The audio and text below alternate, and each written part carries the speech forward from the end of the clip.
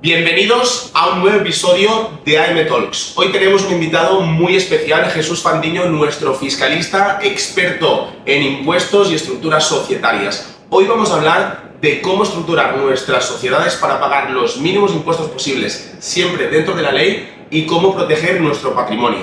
Bienvenidos a AM Talks. Bueno, Jesús, bienvenido a nuestro podcast, nos hace mucha ilusión tenerte aquí. Además hoy me acompaña, en vez de Marc, mi socio, me acompaña Rusu, que ya conoces, nuestra contable, para que se te pueda hacer alguna preguntita más técnica. Primero de todo, para quien no te conozca, ¿quién es Jesús Fandiño? Hola, encantado de estar aquí con vosotros y espero aportar un poco de luz a esas preguntas que me vais a hacer. Bueno, yo soy un economista, llevo más de 30 años dedicándome al tema de la asesoría fiscal y en mitad de este camino pues he hecho también muchas otras cosas. He sido un emprendedor que he desarrollado proyectos inmobiliarios, he estado haciendo proyectos internacionales pues por Latinoamérica, en Guatemala, en México, en Miami. Entonces, bueno, mi expertise he terminado trayéndolo al mundo del sector fiscal en España y es un poco lo que estoy haciendo ahora. Desde hace unos añitos pues me he centrado más en este mundo y en este sector en concreto. Genial, la verdad es que es brutal la trayectoria y el recorrido de Jesús, y por eso he dicho que nos hace mucha ilusión que estés aquí, porque vas a poder dar muchísima luz, muchísima información de un tema que es trending topic hoy en día en España, que es la carga impositiva, los impuestos y la presión fiscal que hay, y cómo dentro de la ley podemos un poquito jugar y optimizar lo máximo posible. Vale, Jesús, a día de hoy, ¿quiénes dirías que son tus clientes o a quién sueles asesorar y ayudar? A ver, mi perfil de cliente es muy variopinto, o sea, somos una asesoría que la verdad estamos centrados en diferentes sectores. Últimamente, es verdad lo que dices, hemos crecido mucho en el sector inmobiliario promotor, ha vuelto otra vez a ponerse un poco de moda todo lo que son los negocios relacionados con los bienes raíces, algo que había decaído mucho en el 2007-2008, en esa famosa crisis que se llevó por delante a todo ese sector. Ahora de repente pues bueno, se ha vuelto a poner un poco de moda invertir en bienes raíces, desarrollar proyectos y creo que hay muchos emprendedores aportando nuevas ideas y haciendo cosas diferentes. Y creo que es uno de los sectores que más estamos creciendo. Luego también sectores de perfil fintech, también estamos trabajando mucho con ese sector porque bueno, viene un poco también dentro de las cosas que yo he hecho en España, en el tema de las empresas reguladas con Banco de España, y lo he sufrido, el tema del excesivo, no sé, la excesiva regulación que hay en España en algunos sectores. Entonces ahora puedo ayudar a la gente a solucionar esos problemas cuando se encuentran o tropiezan con estos chicos y bueno, es un poco eso, pero en general tenemos gente de diferentes sectores, siempre pymes, es nuestro perfil por la asesoría que somos, no prestamos servicios a grandísimas empresas que tienen sus propios departamentos dentro. Entonces intentamos ayudar a nuevos emprendedores a lanzar sus proyectos a la calle y exponerse ante la gente. Aquí hay un punto que has comentado que me parece, clave, como sabes ya llevamos un tiempo trabajando, sí. Y es que tú has sido emprendedor, eres emprendedor, has tenido empresas por todo el mundo, entonces asesoras de algo que realmente has vivido en tus propias carnes. Esto es algo que nosotros hasta el día de hoy, hasta llegar a trabajar contigo, antes habíamos trabajado con 4 o 5 gestorías y nos dábamos cuenta que muchas cosas que nosotros les preguntábamos, ellos no sabían porque quizás hacían la contabilidad con todo el respeto pues del restaurante de su barrio o de la tienda de muebles de su pueblo, ¿no? Entonces muchas cosas le escapaban. Y esto es algo muy importante, del mismo modo que si tú vas al gimnasio y te quieres poner en forma, quieras que tu entrenador pues esté en forma y te pueda dar consejos, y esto es algo que por tu lado pues siempre vimos desde el principio y valoramos mucho. Entonces, Jesús, estamos hablando que está creciendo mucho el sector inmobiliario y como todos sabéis, nosotros nos dedicamos a esto. Entonces, ¿qué errores ves más comunes en quien empiezan a invertir por primera vez en el sector inmobiliario, a nivel fiscalidad, contable, bueno, y cualquier otra cosa que se le ocurra? Sí, mira, te comento. Es una pregunta que es muy abierta y depende mucho de quién estemos hablando, ¿no? Depende si es una persona física, si es una persona que ya tiene una sociedad y quiere utilizar esa sociedad para poder empezar a invertir en este tipo de productos de bienes raíces. Entonces, la pregunta es muy amplia. Por ejemplo, una persona física pues, con una inversión pequeña, que quiera empezar a tener su primera vivienda, van a empezar a depender un poco de eso. ¿Qué tipo de inversión quiero hacer? ¿A qué voy a destinar esa vivienda? O sea, hay muchas preguntas. No lo dije, soy gallego, y entonces siempre cuando me hacen esas preguntas siempre empiezo a decir, pues depende. Y depende de esas preguntas, de tu aversión al riesgo, de ¿qué quieres? ¿Dónde te ves dentro de 5 años? Hay gente que lo que quiere es tener un par de pisos alquilados porque mañana les van a generar una renta, si quiere vivir tranquilamente. Entonces a esa persona le dices, oye, pues está muy bien que lo hagas como persona física, está muy bien porque ahora mismo pues en IRPF pues tienes una serie de bonificaciones que si son alquileres de larga duración el 50% no vas a tributar. Todo eso va a depender de una serie de situaciones, de dónde te ves, qué quieres hacer con tu dinero y cuál sea tu perfil de riesgo. Y hay gente que no, que su perfil de riesgo no, yo quiero comprar una vivienda pues para comprar, reformar y vender, que es lo que más le gusta ahora mismo. Tener rentabilidades de un 30, de un 40, un 50% y voy a ser agresivo. Entonces, si estás en ese sector y tus rentabilidades se van a ser altas, ya podemos empezar a hablar de, oye, mete una sociedad, empecemos a tener también lo que es protección patrimonial. Empieza a separar tu vida personal de tu vida empresarial, porque puedes cometer un riesgo, porque puede volver un 2007. Puede volver una gran crisis y si tienes comprometido todo tu patrimonio en este sector y estás muy apalancado, te puede arrastrar. Entonces, depende y es caso a caso, es sentarte con la gente, es preguntarle lo que espera de la vida y a dónde quiere llegar, porque vosotros sois gente joven y, oye, pues yo no tengo nada todavía que perder. Yo hace 20 años me cogí un avión y me fui a Latinoamérica y era... Ahora mismo me dices, oye, te vas a un país que no conoces y vuelves a empezar a... Pues igual te diría, no, ahora mi aversión al riesgo ha cambiado, busco otras cosas, entonces... Depende. Cuéntanos un poquito porque, o sea, vamos a hablar de fiscalidad y contabilidad, pero el tema este de Sudamérica y todos los proyectos que hicisteis por ahí, cuenta un poquito esto que no conozco, o conozco muy poca gente que haya... ¿Qué nos podrías contar, qué hicisteis y qué lecciones te llevaste de estos países?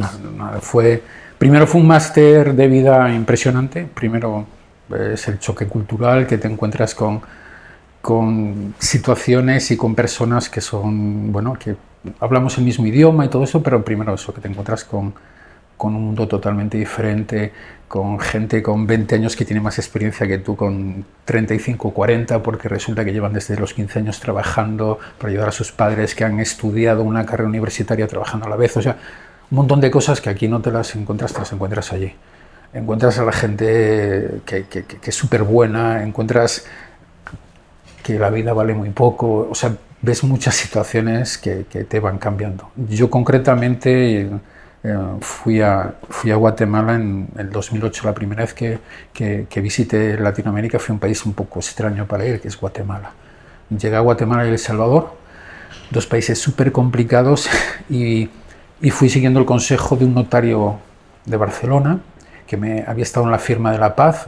Esos países habían tenido una guerra civil durante muchísimos años, más de 20 años, una guerra de estas de baja intensidad, con muchos muertos, muchas cosas.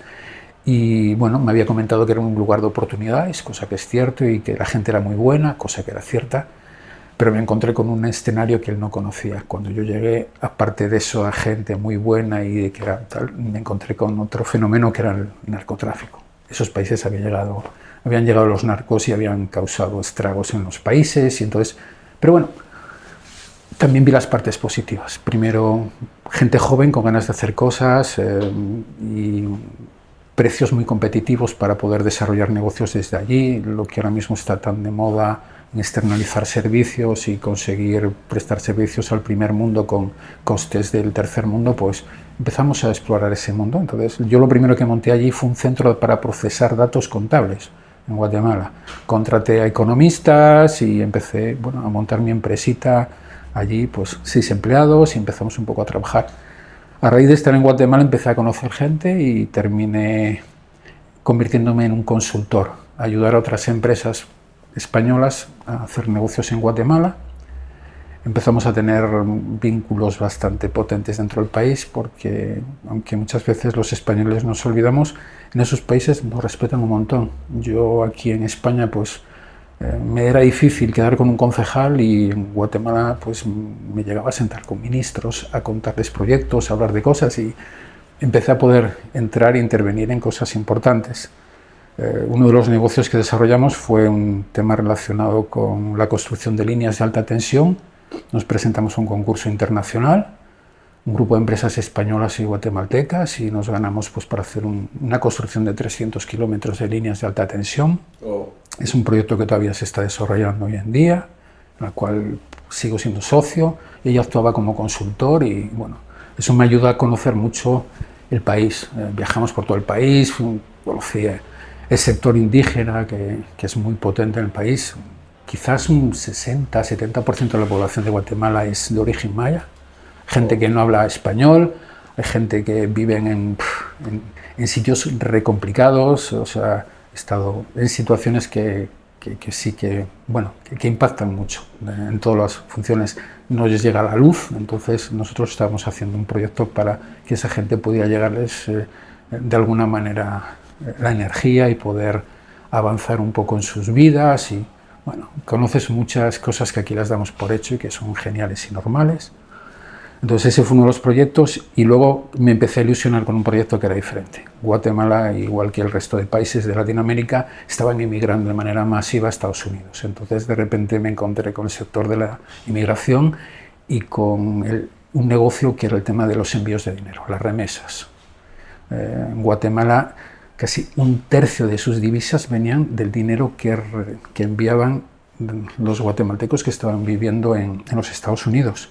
Y eran gente, muchos de ellos inmigrantes ilegales, sin papeles, pero mandaban miles de millones a su país. O sea, tanto que miles de millones, que estamos hablando de 4.000 millones todos los meses llegaban a su país, de esta gente lo que ahorraba. Y empiezo a hablar con gente del sector y me empiezan a decir que la gente vive muy mal en Estados Unidos, que no les abren cuentas bancarias, que no tienen acceso a una tarjeta, que, bueno, muchos problemas para subsistir. Entonces se nos ocurre la idea de intentar bancarizar a estas personas, de darles un acceso al sistema financiero, a aprender a ahorrar, a que el dinero no lo pierdan y no lo gasten de mala manera. Y entonces lanzamos un proyecto relacionado con los medios de pago. Nos vamos a Estados Unidos, contactamos con asociaciones de inmigrantes, nos damos cuenta de que muchos son ilegales, que andan con carnets falsos, que les emiten cheques que no están a su nombre, que cuando los van a cobrar, como saben que no están a su nombre, le cobran las comisiones que quieren, que después, como no pueden guardar el dinero lo llevan en bolsitas colgadas del cuello y los asaltan en la calle, porque son gente bajita y encima no van a denunciar a la policía, porque si denuncian a la policía los van a extraditar. O sea, me encontré con una serie de situaciones que nos hizo empezar a trabajar en eso y me centré en eso, en la parte de los envíos de dinero, entré en el mundo de la tecnología, contratamos a ingenieros, empezamos a trabajar con bancos, en México ya, Banorte y con un banco que se llama Fundación Banco Donde, desarrollando proyectos todos relacionados con negocios financieros, pero bueno, con un poco de corazón. Yo siempre buscaba poder hacer envíos de dinero a coste cero con la gente. Ahí descubrí las criptomonedas para poder transaccionar en criptomonedas y que no tuviéramos comisiones. Y, bueno, jugué con muchas cosas por ahí, pero bueno, eso fue un poco lo que hice durante 13 años. Me pasaba 15 días en España y 15 días allá, 15 días en España, 15 días... Así un montón de años y eso. Todo eso fue un poco lo que me hizo, pues ahora, venir al sector de la consultoría y tengo que decirlo, que ahora lo hago con mucho más corazón. O sea, ahora me gusta ver a gente joven como vosotros, que desarrolláis proyectos, que tenéis nuevas maneras de hacer las cosas, que me ayuda un montón a aprender. O sea, yo todos los días aprendo de vosotros, de mis clientes, veo lo que hacéis, cómo lo hacéis, cómo utilizáis la tecnología. O sea, para mí se ha convertido en eso. Estoy haciendo algo que cobro, como bien sabes, todos los meses te paso mi factura, pero que lo haría gratis porque me retroalimentáis mucho. Entonces, y encima te atreves a venir a nuestro podcast. No, eso... Para la audiencia nos ha costado, bueno, no mucho, bueno, al principio nos hacía ilusión, pero hemos conseguido traerlo. Pero, bueno, es otra generación, está claro. Sí, sí. Pero yo creo que este mix de la experiencia de vuestra generación con las ganas y las nuevas tecnologías de nuestra generación, yo creo que hace el mix perfecto. No sé, yo de verdad que admiro mucho a los emprendedores de hoy en día, mucho, y la verdad es que cada vez que me siento a hablar con alguien que trae un proyecto nuevo, que tiene una ilusión, la verdad es que me encanta. Me veo a veces cuando yo tenía esas ideas y es un poco lo que intento hacer. Más que ser un fiscalista, a mí me gusta más considerarme como alguien que pueda aportarte, decirte, mira, una vez me equivoqué haciendo esto, apúntatelo y igual en algún momento te ayuda. Pues mira, me das pie a una pregunta para todos los jóvenes emprendedores que nos estén viendo, que quieran empezar una empresa. ¿Qué consejo les darías? Puede ser a nivel fiscal, contable o de estructura legal, ¿no? Porque hay muchas veces que dicen por ahí, oye, hasta que no ganes X al mes, no montes una estructura, hazlo como persona física o hazlo en B o lo que sea, ¿no? Entonces, ¿qué consejo le dirías precisamente a alguien de 20 y pocos que quiera empezar su negocio, o da igual, o de 30 y pocos, pero que quiera empezar su negocio y no sepa si tiene que hacerlo como persona física, es decir, autónomo, o con sociedad, y luego hablaremos de todo lo demás, holdings, patrimoniales y demás, pero para empezar, ya que te gusta ayudar a la gente que empieza, ¿qué consejo les darías? A ver, yo en el tema empresarial no me gustan las situaciones en las que no llevas alguna barrera de protección. Entonces yo siempre cuando me siento a hablar con alguien, si van a hacer una actividad que tiene cierto riesgo financiero, cierto riesgo reputacional, cierto riesgo empresarial, siempre les digo que creen una sociedad limitada.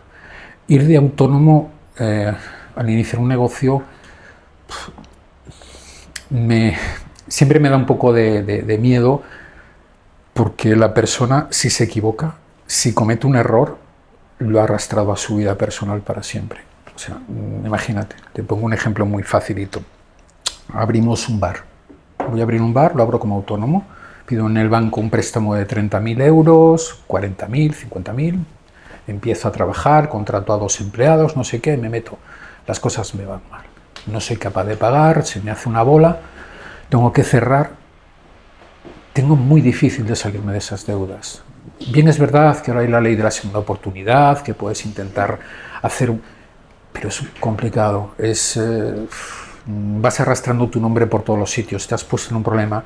En cambio, una sociedad limitada, si tienes un asesor medio normal y te avisa cuando es el momento, puedes parar muchos de esos golpes, puedes presentar un concurso, puedes reaccionar, y yo siempre lo comparo con el tema de ir en coche. O sea, ¿vas en coche o vas en moto?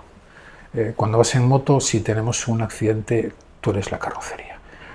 Todo te vas a raspar tú, te vas a llevar todos los golpes de entrada. En el coche, si vas con cierto cuidado, pues te van a saltar los airbags, la carrocería del coche te va a proteger, tienes maneras de protegerte. Cuando vas a pecho descubierto, eres de valientes. Ser emprendedor es de valientes, ¿eh? O sea, los cobardes no son emprendedores. Un cobarde va a fracasar seguro. O sea, ser emprendedor es valiente, o sea, son gente pero hay veces que tienes que decirle, joder, guárdate un poco de esa valentía y ponte algunas defensas. Crear una sociedad limitada hoy en día en España, pues a través del sistema PAE, CIRCE, es un tema que por 350 euros tienes un vehículo para poder empezar un negocio. Para mí merece la pena gastarte ese dinero y no empezar como... Entonces, ¿por qué mucha gente se hace autónomo si a nivel de costes es similar o más bajo, a nivel de protección jurídica es más alto? O sea, ¿por qué? ¿Por desinformación o por qué motivo? Normalmente lo que te venden, que es que también algo que yo te diría es, si no quieres tener burocracia, si quieres hacer las cosas más sencillas, si no quieres ser un empresario, hazte autónomo. ¿Por qué? No, juntas aquí los papeles, los metes en un sobre y me los traes cada 3 meses. Estás empezando ya mal, joder, estás empezando a no prestar atención a cosas que son muy importantes. A apuntar, oye, llevo ganado este mes 1.000, me he gastado 800, he ganado solo 200, ¿por qué tal? Pero normalmente lo que te dicen, mira, si tienes menos burocracia, llevas los papelitos aquí, ingresos, gastos, no tienes que llevar una contabilidad, no tienes que tener... De verdad, te centras más en el negocio. pero a la gente no le dan esa cultura financiera de poder analizar ingresos y gastos, cosa que si tienes una sociedad te obliga, porque la sociedad tiene personalidad jurídica, es como si tuvieras un nuevo amigo en la familia, en la cual tienes que hacer cuentas con ella. No puedes coger el dinero y gastártelo alegremente, tienes que... o sea, eso es lo bueno que te da tener una sociedad. Te obliga a tener una serie de reglas, cosa que ser autónomo no te las obliga. Pero luego para ser administrador de esta sociedad tienes que ser autónomo. Pero también ya eres autónomo cuando te das de alta. De una manera eres autónomo por tu actividad y la otra manera eres un autónomo societario. Tiene el mismo coste, funciona exactamente igual, ¿no? Pero a nivel luego de protección jurídica, si una persona que empieza a abrir una sociedad, una SL, y él mismo es el administrador de esa sociedad, ¿toda la responsabilidad sigue recayendo sobre él o no? No, a ver, tú tienes responsabilidad de tus actos, por supuesto, como administrador de esa compañía, pero te proteges de que haya, a ver, imagínate, una quiebra, ¿no? Que suele ser muy normal. Tú imagínate que tú tienes un negocio y te empieza a ir mal. Tus ingresos no cubren tus gastos, ¿vale? Tú si en el momento que te das cuenta de que eso está sucediendo en tu empresa y lo comunicas y dices, oye, mira, me está pasando esto a las autoridades y, oye, voy a presentar un concurso porque no soy capaz de hacer frente a los pagos que me vienen. El administrador, hay una deuda, pero el administrador no es responsable de esa deuda. Vale. Cosa que porque como... no ha hecho nada mal, simplemente la claro, negocio si no ha funciona. funcionado. Vale, si okay. tú has malversado los fondos de tu empresa, entonces luego sí. sí, porque tiene la responsabilidad. En cambio, como autónomo, aunque tú hagas todo bien, pero el negocio no funcione, si las deudas no las pagas, te las comes tú. Okay. Tienes que ir a pedir esa segunda oportunidad y decir, oye, mira, que las cosas, pero ya tienes problemas.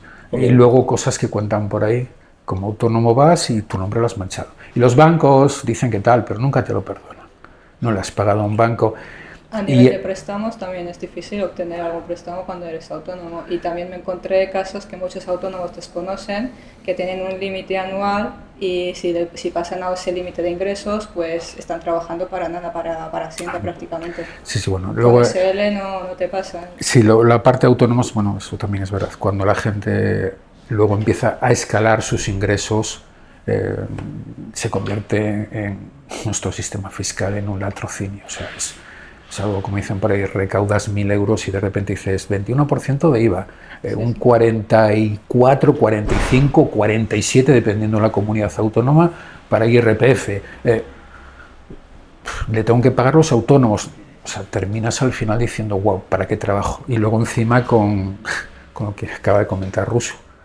En vez de incentivar que la gente genere más riqueza, genere puestos de trabajo, no, vamos a desincentivarlos. Cuanto más dinero gana una persona, le vamos a poner más cargas fiscales encima. Cosa que yo creo que es totalmente contraproducente, cosa que yo entiendo que además, bueno, empieza a ser hasta rentable defraudar. Bueno. O sea, si tienes una presión fiscal baja, ¿para qué te vas a meter en líos? Pero cuando empiezas a tener una presión fiscal exagerada y estamos hablando de mucho dinero, la gente empieza a darle vueltas en la cama de noche y decir, joder, he ganado 200.000 y voy a perder 100.000. Pero la gente se olvida que para ganar 200.000 ese emprendedor se levanta a las 6 de la mañana y muchos de ellos son las 9 de la noche y están trabajando. No les ha venido del cielo, no les ha venido de... No, es de esfuerzo personal. Total. Genial. Entonces, estaríamos hablando, esto para empezar, ¿no? Un autónomo se recomienda en gran mayoría de los casos una sociedad. Yo soy partidario, pero ya te digo, también entiendo eso.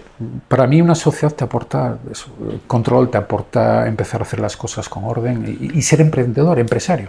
Claro, porque luego también, si eres autónomo y luego quieres hacer el cambio a sociedad, imagínate, ahora hemos dado el consejo para alguien que tiene que empezar desde cero. Ok, que empiece desde cero siempre que pueda con sociedad. Pero imagínate que ahora nos está viendo alguien que ya lleva 5 años como autónomo y ahora está empezando a ganar 200, 300.000 euros. Hacer este cambio, pivotar a sociedad, ¿cómo funciona? Es fácil, sí. Normalmente depende del sector, ¿no? Económico y de cuál sea tu estructura, pero normalmente es fácil. O sea, convertirte de autónomo a tener una sociedad limitada no suele ser un problema. Vale. No suele ser un problema. Simplemente es... Y el mismo año de hacer el cambio de sociedad ya empiezas a tributar como sociedad. Sí, empiezas a tributar como sociedad. sociedad. En España estamos hablando que los 2 primeros años como sociedad se tributa un 15. Correcto. Y por ejemplo, esto que acabas de apuntar es muy interesante. el autónomo que ya viene desarrollando esa actividad no tiene ese beneficio que acabas tú de apuntar. Vale. Porque como ya vienes desarrollando esa actividad, la administración pública, la agencia tributaria, no considera que sea una nueva sociedad, considera que es una continuidad de una actividad, pero con otra figura, el emprendedor. Entonces va a tributar al tipo impositivo que le corresponde, ya sea una pyme o ya sea una sociedad normal al 25. Vale. Y pasados estos 2 años, si anteriormente no has sido autónomo, ya se tributa a las sociedades a un tope máximo del 25%. Correcto.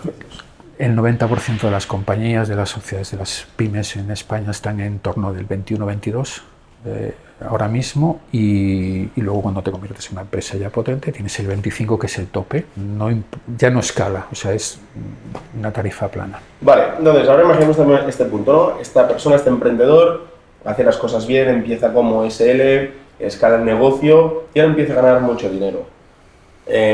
¿Cuál es el siguiente paso para proteger, para diversificar, para optimizar impuestos? ¿Cuál es ya el siguiente escalón que le recomendarías que hiciera? A ver, cuando empiezas a convertirte ya en un empresario, y sobre todo cuando eres un empresario con diferentes sombreros, o sea, tienes diferentes negocios, yo lo que siempre ahora mismo empiezo a observar es que la gente, bueno, esto también tiene mucha culpa las redes sociales, ¿no? Se ha puesto de moda las estructuras holding, que me parece una buena medida para empezar. Fundamentalmente, el tema de impuestos vas a seguir pagando los mismos. Tienes ventajas ya como inversor, como emprendedor, ya profesional, porque puedes aprovecharte de que tus diferentes negocios, poder gestionarlos de una manera más eficiente a través de una estructura holding, poder llevarte los dividendos para volver a invertirlos de una manera más eficiente, pagando muchos menos impuestos.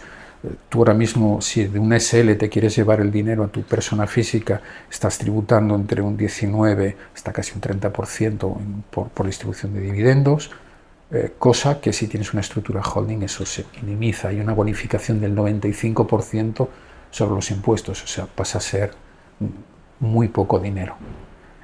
Eso, si lo materializas en varias empresas, te permite muy bien ir ahorrando, llevándote dinero a la holding, que luego la holding, si tiene una empresa patrimonial, puede empezar a invertir en bienes raíces, en generar riqueza familiar y convertirlo luego incluso en un futuro en esa empresa familiar que ayuda a tener una sucesión, un tema hereditario mucho más bajo que teniendo una estructura normal y corriente como tienen muchos empresarios.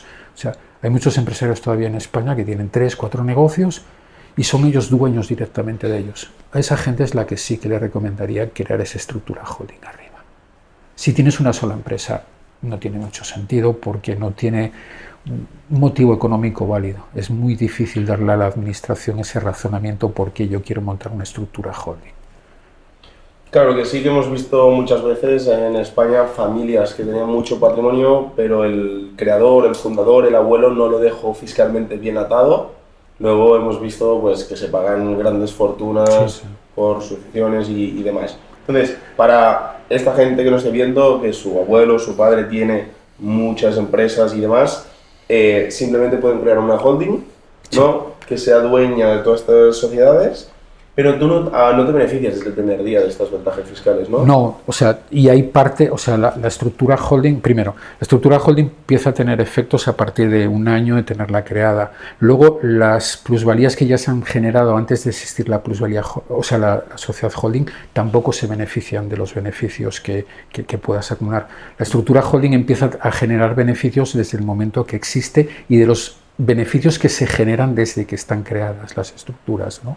Entonces, crear esa estructura holding cuando eres una familia que tiene, bueno, el patriarca de esa familia tiene 3, 4, 5 empresas, es muy importante. Eso es de recibo crear esa sociedad holding familiar, porque en el momento de la sucesión tiene una bonificación del 95%. O sea, toda esa riqueza poder tenerla a través de una empresa familiar y cumpliendo las condiciones, porque no solamente es tener una estructura holding, es cumplir las condiciones mínimas, o sea, que tenga una actividad económica real, que reciba al menos el 50% de los ingresos de una de las personas que forma ese grupo familiar, sea su fuente fundamental de ingresos, o sea, cumplir una serie de características que es importante tener en cuenta para evitar que luego te venga la administración y te diga, no, mira, eso que tienes no es una empresa familiar, o mira, esa empresa que tienes es meramente una sociedad instrumental, que también pasa mucho. O sea, la gente crea estructuras que al final no les da el contenido que tienen que tener para que luego no te vengan a decir solamente me has creado una empresa para pagar menos impuestos. Por eso me preocupa a veces cuando hablamos de decir, no, vamos a crear una estructura para pagar menos impuestos. Si eso lo dejas ahí solo, no va a funcionar. El día que te inspeccionen te van a tirar abajo todo el tenderete.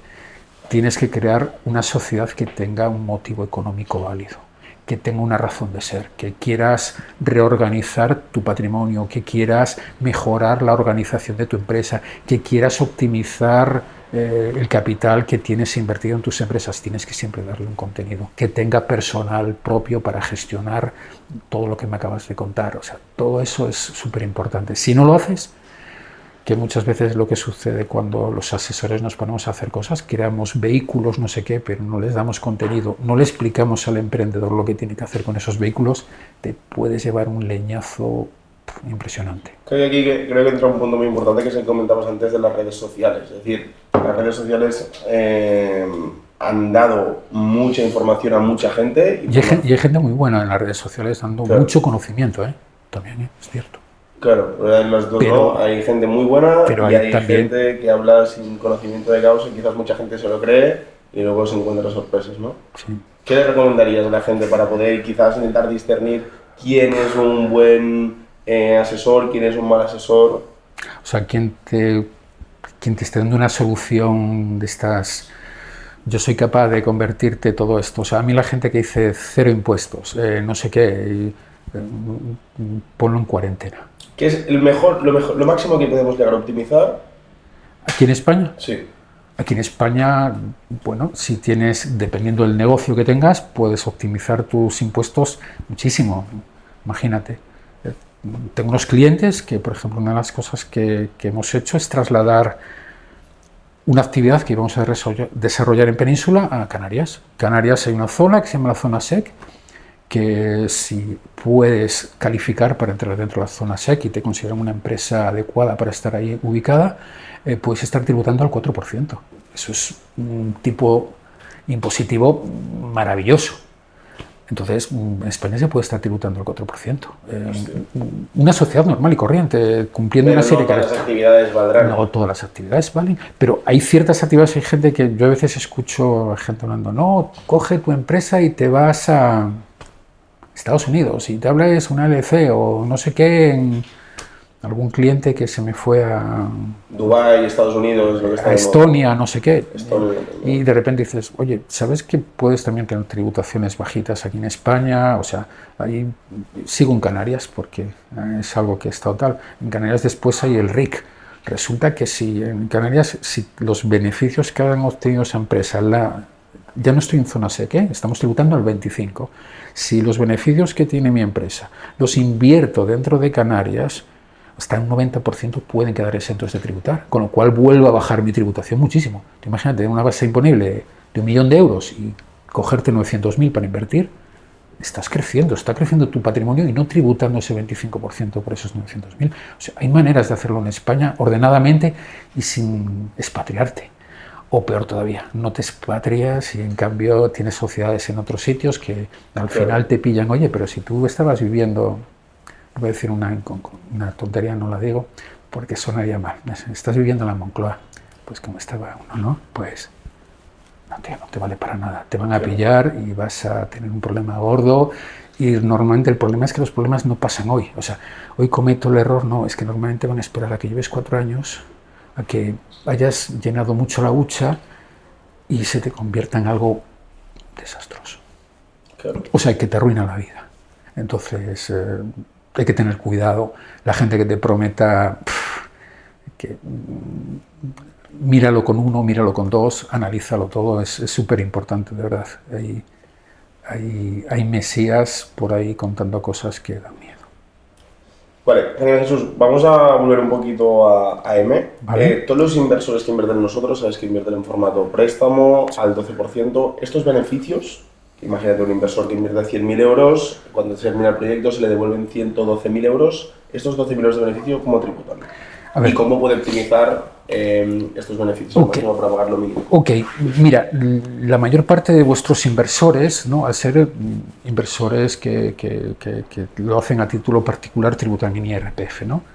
Va la renta del ahorro y es una escala especial, como si fueran dividendos. La mayor parte de ellos no suelen tener, y hablo la mayor parte de ellos, no son inversores que están generando grandes cantidades. Entonces, la mayor parte de ellos es una buena manera de invertir como persona física y tributan menos que una sociedad. Normalmente el tipo impositivo medio, esos 12.000 euros, vas a estar en un tipo impositivo de un 20%, o sea, es menos que una SL. Cuando te vuelves ya un inversionista pro, o sea, mueves grandes cantidades, tus números empiezan a saltar hacia arriba, ya sí que es bueno a veces tener esa estructura de una sociedad en la cual voy a invertir a través de una sociedad. Pero si tus rentabilidades, o sea, si estás moviendo cantidades, y ahora lo estoy diciendo de memoria y no me sé el número exacto, no, pero imagínate, invierto 300.000 euros al año y me dan esas rentabilidades que me dices, esos 36.000 euros, normalmente es mejor hacerlo como persona física. Y los inversores extranjeros que muchas veces invierten aquí en España, ¿cómo le afecta la doble imposición? Sí. Mira, si tienen doble imposición, el problema es que tú les estás reteniendo, les estás cobrando unos impuestos que luego no va a poder deducirse en su país. Es verdad que España tiene convenios con la mayor parte de los países y puede hacerlo, ¿eh? Pueden, normalmente los extranjeros pueden, si son, por ejemplo, europeos, ingleses, estadounidenses, la mayor parte de España tiene muchos convenios de doble imposición para evitarlo. Yo, si mi país no tuviera convenio de doble imposición con España, no vendría a invertir a España, porque pagaría impuestos en España y los de allí, con lo cual mi rentabilidad se vería muy, muy mermada. O sea, podéis estar pagándote aquí un 21 y luego volver a pagar en tu país, dependiendo de tu país, pues otro 21, imagínate. Entonces tendrías un tipo impositivo muy, muy alto. Claro. Y para gente que haga sus propios proyectos, es decir, que no invierta directamente con nosotros, sino que se dedique a lo mismo, de comprar, reformar y vender, o que haga obra nueva y demás, ¿le recomendarías crear una única sociedad para todos los proyectos o crear, como comentábamos antes, una SPV, una sociedad por proyecto? Todo depende ya si eres un tío muy pro o no eres muy pro. Si estás empezando, tengo una sociedad limitada, empieza a aprender, empieza a hacerlo. Si ya eres una persona sofisticada, a mí me gusta, los riesgos me gusta ir metiéndolos en paquetitos y tenerlos separados, no tener todo un proyecto malo que me contamine todo mi negocio. Claro, vamos a desarrollar esto porque es muy interesante. Vale. Es decir, un promotor, un constructor, un inversor, si por cada operación abre una sociedad y uno de estos proyectos no le funciona, puede morir esa sociedad, pero las demás siguen funcionando. Si se meten todos los proyectos en la misma sociedad, un mal proyecto puede arrastrar a Tú imagínate que tienes un problema de liquidez y ese problema de liquidez puede contaminarte al resto de proyectos que tienes abiertos, puede arrastrarte todo ese negocio hacia abajo. Un impago con Hacienda, de repente te va a afectar a todo lo que está dentro de la casa. Es evidente. O sea, a mí me gusta ir guardando las cosas en diferentes cajas para evitar que se puedan contaminar. O sea, las actividades empresariales son actividades de riesgo. Entonces, si puedes ir guardando las cosas, ir limitando los riesgos en ciertas zonas, viene muy bien. A mí me gusta. Pero claro, porque este dirá esto porque es asesor y así tienes más trabajo que hacer. Pero fundamentalmente lo digo porque es protección, son barreras de seguridad, está claro. Punto. Y yo las utilizaría todas las que pudiera y más. O sea, ser valiente, además yo siempre cuando digo ser valiente cuando no tienes nada, es bastante fácil. Ser valiente cuando ya tienes cosas que proteger, y eso cuando hablo de proteger hablo desde patrimonio, pero también está familia. Esa decisión de valiente, y si arrastras detrás a tu mujer y a tus hijos y que esa mala decisión, pues coño, vete creando barreras y oye, me he ganado 1 millón de euros en mi vida, bueno, voy a ponerlo en salvaguarda. Y voy a ir arriesgando ahora 300 aquí, 300 aquí, 300 aquí, pero no lo tengas todo en el mismo sitio, tío. Yo es que como ya voy viejete, yo me he sentado con emprendedores, vuelvo a ese 2007 fatídico, ¿no? 2008. Yo me he sentado con emprendedores hoy, que eran millonarios, gente que tenía hoy 9, 10 millones de patrimonio, y 5 meses después estaban delante de mí y estaban llorando porque no podían pagar el teléfono, porque tenían que entregar su casa. ¿Y esto cómo lo hubieran podido evitar? Pues si hubieran tenido estructuras mercantiles, no, y sobre todo ir las cosas, irlas coartando, ir separando. Pero era gente, en el sector inmobiliario, en esa época, vino una época muy rara. Hubo un periodo de crecimiento inmobiliario que fue espectacular y duró muchísimos años. Normalmente el ciclo del sector inmobiliario era así, subía, bajaba, duraba 4 años, 5 años, pero de repente nos encontramos con 10 o 11 años, que era increíble. Yo lo viví porque aparte gerenciaba una promotora, entonces yo compraba un terreno que costaba 300.000 y lo compraba caro, pero caro, o sea, no tenía ni idea. 4 meses después mi terreno lo había comprado barato, porque el sector había subido tanto que ese terreno ya valía 400.000. Entonces todo el mundo éramos genios, o sea, yo me sentaba y ganaba dinero Cualquier inversión era correcta. Siendo malo, yo ganaba dinero, o sea, yo estaba en ese sector y no era el más bueno y tal, me dio tiempo a aprender porque estuve muchos años, pero yo al principio era un paquete. Yo me acordaba que compraba algo y lo había comprado caro. Y luego decía yo, joder, qué caro compré esto. Pero como el sector era tan maravilloso que de repente mi error a los 3 meses había desaparecido. O sea, mi jefe no se enteraba, mi jefe decía, va, coño, pues qué bien, oye, ¿verdad? Esto que compramos aquí, que cuando había tomado la decisión, había sido muy mala. O sea, me faltaba conocimiento, me faltaba un montón de cosas, pero como todo crecía tan rápido, o sea, era increíble. Al final era rentable, ¿no? Voy a contar algo que no sé si ya os lo conté a alguno de vosotros en algún momento. Yo, uno de mis proyectos que hicimos inmobiliarios, compramos un terreno. El dinero nos lo dejó el banco, por supuesto, que en aquel momento el apalancamiento podía ser del 100% para comprar ese terreno.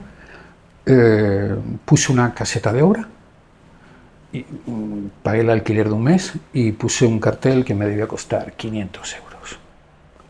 Y le dije a nuestra persona de ventas, oye, mira, quédate aquí, yo me voy de vacaciones 10 días a Túnez. Eran un proyecto de 32, 34 unidades, o sea, 34 viviendas. Me fui y cuando regresé había vendido las 34 viviendas. O sea, precio medio 300.000 euros. Tenía vendido toda una promoción. Con arras y todo.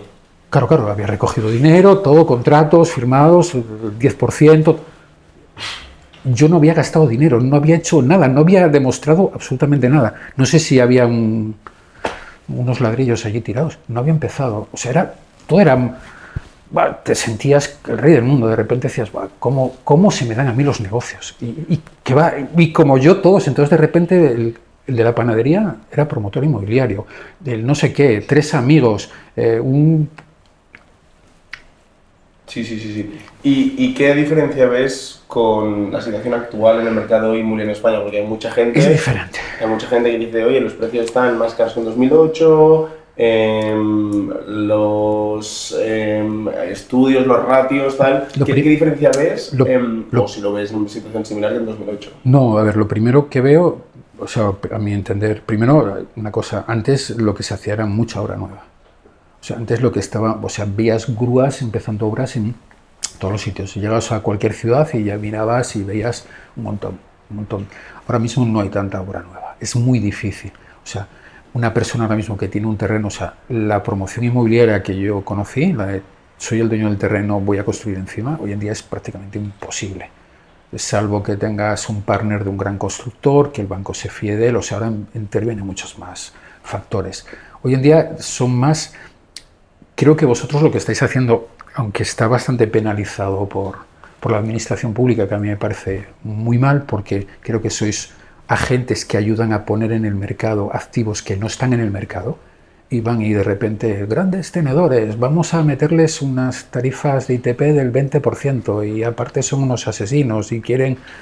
Cuando de repente vosotros sois gente que están sacando activos que no están en el mercado y lo estáis poniendo en el mercado, con lo cual yo como economista, oye, si hay más oferta, el precio para los compradores suele ser más bajo. O sea, sois una gente que yo promocionaría, que más gente interviniera en el sector para poner más activos en el mercado. Pues no, sois unos asesinos, ya sabes que sois lo peor, especuláis y hacéis cosas horribles. Bueno, pues creo que es muy diferente lo que pasa hoy en día a lo que pasa. Volvéis a tener el mismo enemigo. Nosotros nos lo encontramos en esa época, que es la administración pública. En esa época también nosotros éramos los malos de la película. Estábamos tensionando el mercado, estábamos haciendo siempre... Yo solamente veo un jugador en común con el modelo de ahora, con el modelo del 2008. Es que la administración pública piensa que la gente que está realizando actividades para poner viviendas en el mercado, que es lo que demanda la población, que somos los malos. En esa época éramos los malos y ahora mismo volvéis a ser los malos, la gente que estáis interviniendo en el sector. Y claro que tenéis que tener algún espíritu de ganar dinero, si no, no sería un negocio, si no trabajaríais para la administración pública, que lo pueden hacer ellos. A mí me parecería genial que la administración pública, oye, nosotros vamos a intervenir, comprar pisos, sacarlos, reformarlos, poner tal, pero ostras, estáis invirtiendo vuestro dinero o el de vuestros inversionistas. Estáis asumiendo riesgos, estáis peleando, estáis intentando... Pues no, sois gente fatal y que nadie os debe mirar a la cara. Vamos a hablar de... Ya para ir terminando, vamos a abrir el melón de la administración pública. ¿Realmente crees que hacen todo esto y ponen topes de alquiler y suben los impuestos porque realmente no entienden que a más oferta bajarían los precios? ¿O realmente saben cómo funciona el sector pero quieren tomar medidas populistas para ganar votos? O sea, ¿es desconocimiento o es intencionado? Es una opinión personalísima esto que voy a decir, no tiene ningún criterio de ningún tipo, pero es totalmente intencionado. Son maneras de... O sea, hay una serie de personas que tienen un problema, que son de un perfil y que votan a ciertos partidos políticos. Entonces, si el problema de la vivienda se soluciona, ya no hay problema, ya no vamos a pelear entre la gente. Entonces, yo tengo que mantener frentes, tío. Yo tengo que tener de un lado los buenos y de otro lado los malos. Entonces, ¿quiénes son los malos? Los que ganan dinero, los que hacen... Bueno, esta gente sabe perfectamente lo que está haciendo. Le viene muy bien que haya esa confrontación, que haya por un lado el emprendedor, el sector inmobiliario que quiere desarrollar un negocio y por otro lado una serie de personas que demandan ese producto pero que no quieren pagarlo. Entonces les viene muy bien que haya esa confrontación. Todo esto se solucionaría si la administración, los agentes privados intervinieran en el sector y le diéramos una solución. Pero ¿por qué no le dan una solución? No interesa, es un tema directamente no interesa. Me interesa que haya gente cabreada que me va a votar, pero el problema ya ves que no se va resolviendo, nunca se resuelve. No hay medidas. El sector, faltan viviendas en España. ¿Cuántas viviendas ha hecho la administración pública? No, es que hay las viviendas protegidas. O sea, no sé ahora mismo cómo están los números en Cataluña, pero en Galicia te puedo decir que los promotores no quieren hacer vivienda protegida porque el valor que le dan para construir esa vivienda protegida no cubre los costes. Aquí estamos igual, sí. O sea, es ridículo. Y eso no lo saben. Y ahora mismo estoy hablando de perfiles políticos de diferentes lugares. Sí. Lo saben perfectamente. Tienen técnicos buenísimos, pero excelentes, maravillosos, gente, pero no, o sea, hay que tener bandos. Si no hay bandos, no hay confrontación, entonces... ¿Crees que el principal problema está en impuestos? Y si sería viable que en algún momento bajaran los impuestos de las viviendas. Si hay voluntad política, por supuesto. O sea, los impuestos no benefician a nadie. O sea, meterle a un coste de un ITP a un 20% de una vivienda, un emprendedor lo va a repercutir. O sea, lo único que estás haciendo es encareciendo el producto. Es una tontería muy grande. Y la administración lo sabe. O sea, pero ellos se están llevando un 20%. Ya está. Pues creo que teníamos varias preguntas preparadas, ¿no? Bueno, la mayoría de las preguntas ya las he hecho. Ah, vale. Pero sí Sí, te preguntaría sobre, a ver, después de qué estrategias legales podríamos utilizar para optimizar la venta de las viviendas. Estrategias legales. Una reinversión podría ser... Sí, pero siempre todo este tema cada vez está más limitado. Por ejemplo, la reinversión, pero siempre es en vivienda habitual. Tú con tu vivienda habitual puedes estar jugando a compras cuando la tienes más o menos pagada, pues, pero han limitado tanto estas cositas para poder tener alguna manera de poder optimizar este tema que es bastante complicado. Entonces, pasa todo lo contrario, creo que es lo que estábamos hablando ahora. Penalizan que tengas viviendas. Entonces penalizan que hagas eso y con lo cual, vale, si tienes tu vivienda, la vendes, vale, sí, la exención por reinversión puedes hacerlo, pero es con tu vivienda habitual. Y ahí puedes estar jugando, pero yo no le veo mucho recorrido, sinceramente. O sea, al final esto es un juego de números y es lo de siempre, es hacer tus ratios de rentabilidad y intentar lo de siempre, conseguir ganar al mercado con tus estructuras, intentar comprar lo más barato posible y vender lo más caro posible, y es la manera de poder optimizarlo. A veces nos obsesionamos con los impuestos y ahora estoy hablando para los emprendedores, y lo que siempre hay que optimizar es la rentabilidad de tu negocio. Y el impuesto es una parte, pero también es muy importante optimizar quiénes son tus proveedores, tener buenos precios, darle salida rápido a tus productos, o sea, la velocidad de mover tu dinero. O sea, hay una serie de variables que los profesionales los conocéis y sois capaces de hacerle, bueno, si me gano solamente un 10, pero soy capaz de darle la vuelta 3 veces, es un 30% en el año. El que es malo gana un 10, porque tarda en hacer el mismo proceso el año completo. Entonces yo creo que ahí es un poco de jugar. Tema fiscal es complicado y en ciertos sectores más todavía, pero es por lo que hablaba antes, porque están muy demonizados y te dejan muy pocos sitios en donde moverte. O sea, pronto una persona, pues no, para tener un negocio inmobiliario tienes que tener un empleado, un alquiler para desarrollar ese negocio, si no ya te lo considero que es una actividad patrimonial y o sea, es todo horrible. Claro. Entonces, Jesús, bueno, estamos viendo, todo el tema inmobiliario está muy complicado porque es difícil justificar que tengas tu sede en Dubái o Estados Unidos si tu actividad es en España, los inmuebles están en España, los refugios están en España. Pero la gran parte de nuestra audiencia es de real estate, pero también hay gente que se dedica a otros sectores, ¿vale? Pues en agencias de marketing y demás. Entonces, si el Jesús de cuando tenía 20 años tuviera que empezar desde cero, ¿qué harías? ¿Te quedarías aquí? ¿Te harías otro sitio? Yo me iría a otro sitio. Pero estoy hablando del Jesús de hace, o sea, con 20 años, me iría a otro sitio. Fundamentalmente porque vas a aprender un montón. O sea, a mí una de las cosas que siempre que cualquier persona que lo pueda hacer es conocer otra cultura, experimentar otras maneras, relacionarse con otra gente que hace las cosas diferentes. Ya sí, tío, hazlo. O sea, cuando tienes oportunidad de hacerlo, te digo ya, y no por el tema de impuestos, o sea, ya no estoy en eso. Simplemente lo que vas a aprender es increíble. ¿Y a dónde me iría? Pues a donde esté la gente que más sabe de lo que yo hago en ese momento. Iría a aprender. Eso que aprendes fuera, puedes un día volver aquí y convertirte en un genio. O sea, sí, yo me iría. En el tema de, ya te digo, por el tema de impuestos solamente yo no me iría. Por ejemplo, el tema de marketing, hablaba. O sea, no es que vas para otro sitio, no pagas IVA. También puedes hacer lo mismo y vuelvo a Canarias, porque en Canarias también puedes estar prestando servicios de marketing y a empresas españolas sin pagar IVA. Puedes pagar pocos impuestos, como te dije antes, pero yo lo de irte a otro sitio, tratar con otra gente, ver otras culturas, ver otra manera de hacer las cosas. Porque hay gente por ahí haciendo cosas maravillosas.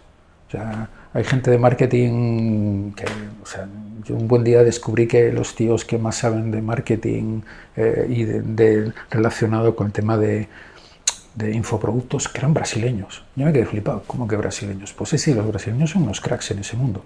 Yo, cualquier persona que tuviera la oportunidad, tío, vete a Brasil. Peleate con esos tipos, y si eres capaz de pelear con ellos en ese mercado, el día que vuelvas aquí, lo petas. Claro. Y si eres joven y tu vida cabe en una mochila, si lo puedes hacer. Luego cuando tienes 2 niños, una mujer y una hipoteca. Ya se complica más el tema. Mucho. Entonces... Genial. Cruz, no sé si tienes alguna otra pregunta o lo vamos dejando porque creo que te tienes que... Sí. Le dejamos ir. ¿Alguna otra pregunta? No. Vale, pues Jesús, nada, No, mil gracias por venir a nuestro podcast. De aquí Encantado. vamos a sacar reels brutales, ha habido frases muy top. Y nada, mil gracias por tu conocimiento. Y nada, a todos vosotros, mil gracias por asistir a otro episodio de AM Talks y nos vemos en el siguiente.